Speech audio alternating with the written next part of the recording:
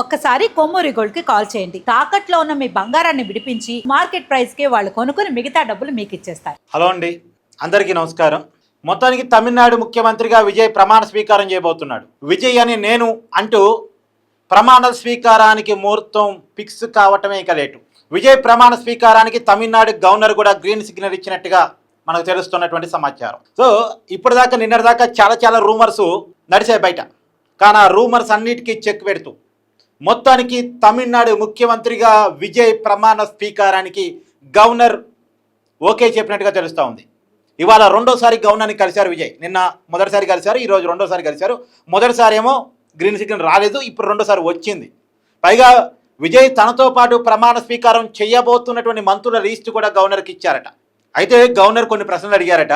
మీ దగ్గర ఉంది, మీ పార్టీ గెలిచింది 108, మీరు ఇచ్చినటువంటి కాంగ్రెస్ మద్దతు లేక 5, ఇవన్నీ కలిపిన 113 కదా అవుతుంది, ఇంకా కావాలి కదా, 5-6 స్థానాలు కావాలి కదా అంటే, లేదు నేను అవన్నీ అడ్జస్ట్ చేసుకుంటాను, బలపరీక్షలో నేను నెగ్గుతాను, నాకు టైం ఇవ్వండి అని అడిగారట. సరే మొత్తానికి ఆయన కన్విన్స్ చేసుకున్నారు, టైం ఇవ్వడానికి గవర్నర్ ఓకే చెప్పారు. సో ఇప్పటిదాకా జరుగుతున్నటువంటి రూమర్స్ అన్నీ పక్కన పెట్టేయండి. డిఎంకే కలవబోతున్నాయి.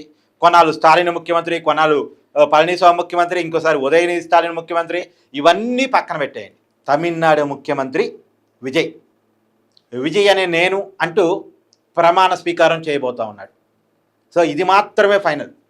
చూద్దాం. Thank you.